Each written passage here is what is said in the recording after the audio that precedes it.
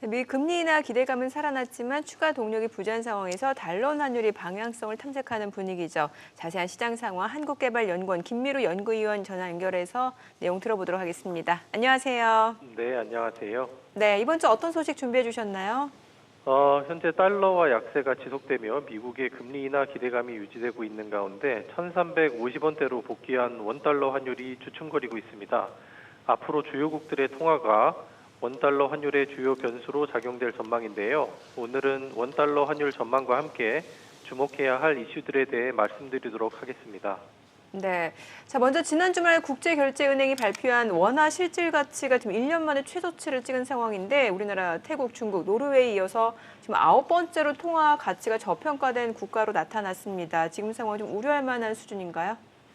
예, 지난 4월에 특히 원화 가치가 하락하였습니다만 당시에는 결산 배당금 지급 등으로 인한 일시적인 달러화 수요 증가와 원위안 환율 동조화 등의 영향으로 약세폭이 컸습니다. 다만 이들은 모두 일시적인 요인이고요. 실제로 5월 들어서면서 3분기 중 미국의 통화정책 전환 가능성이 높아지며 추세적으로는 환율이 하락했고 여전히 일시적인 요인들은 작용하면서 단기적인 변동성은 높은 상황입니다. 조금 더 긴 중기적인 시기에서 말씀드리면 현재 우리나라 수출은 지속적으로 확대되는 반면 내수는 다소 부진한 모습을 지속하고 있어서 경상수지 흑자폭 확대를 야기하고 있는데요. 그 결과 국내 달러 수급이 개선되면서 중기적으로 환율이 점차 안정화될 수 있을 것으로 보입니다. 그리고 보다 근본적으로는 환율 상승은 결국 수출 기업의 가격 경쟁력을 향상시키며 경상수지를 추가로 개선하는 요인이 되기 때문에 이것이 자동 안정화 장치로서 외환시장 안정화에도 도움이 됩니다. 따라서 단기적인 환율 움직임이 크게 우려할 만한 상황은 아니라고 보고 있고요. 다만 미국에 비해 한국의 잠재 성장률이 추세적으로 하락하고 있는 현상은 원달러 환율에 장기적으로 영향을 미칠 수 있으므로 이 부분을 좀 더 주의해야 한다고 생각합니다. 네. 지금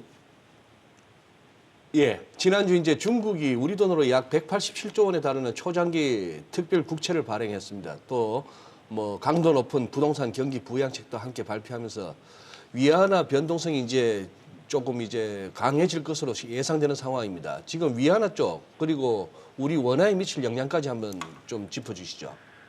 예, 최근 중국은 4월 물가 상승률이 소폭 높아지긴 했으나 여전히 저물가가 지속되고 있는데요. 부동산 가격 하락세 지속 및 고용 부진 등으로 인한 총수요 둔화가 지속되고 있는 부분도 있지만 공급 측면에서도 산업 내 공급 과잉 및 경쟁 심화 등의 이슈가 나타나고 있습니다.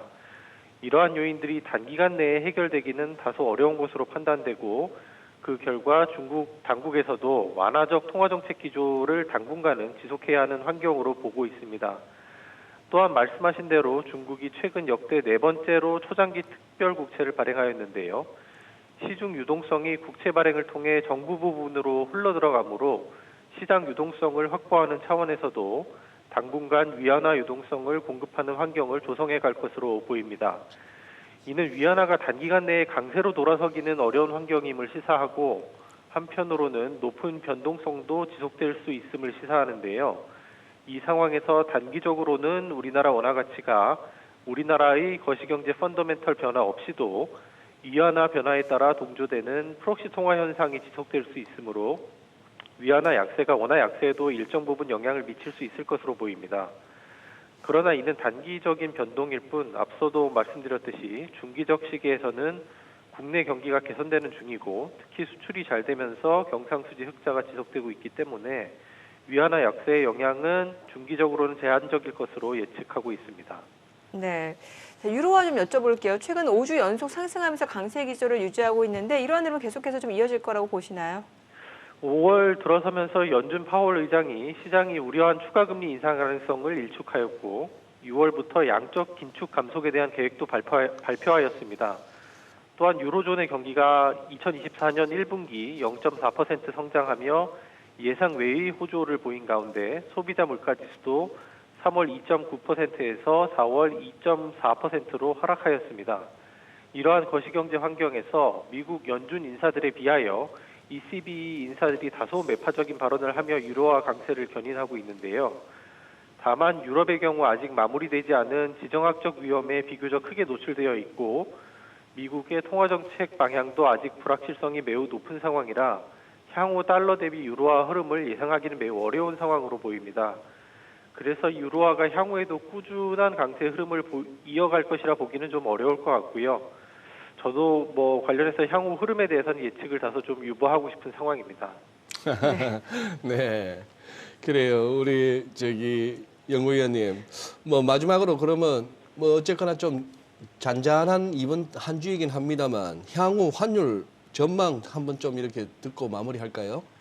예, 결국 뭐 단기적인 환율 움직임과 관련해서 다음 주에 이제 중요한 이벤트들이 이제 이번 주죠. 22일 날 미국 5월 FOMC 의사록 발표가 예정돼 있고요. 23일 날 한국은행 금통위가 예정돼 있습니다. 그리고 이러한 이벤트에서 나오는 정보들이 단기적인 환율의 움직임을 좌우할 것으로 보이는데요. 특히 5월 FOMC는 4월 소비자 물가지표 둔화를 확인하기 전에 열렸던 회의인 만큼 시장 기대와 달리 매파적일 가능성이 있어서 이것이 시장에 어떤 영향을 미칠지 주목되고요. 한은 금통위도 경제 성장률을 상향 수정하고 물가 상승률 예상치를 높일 가능성이 있어서 회의 내용에 따라 일정 부분 환율에도 영향을 줄 수 있을 것으로 보입니다.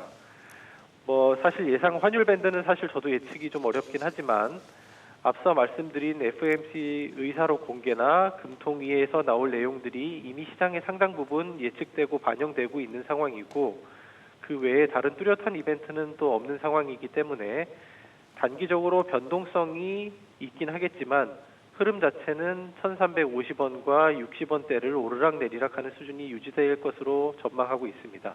네, 오늘 내용 잘 들었습니다. 전한글 고맙습니다. 예, 감사합니다.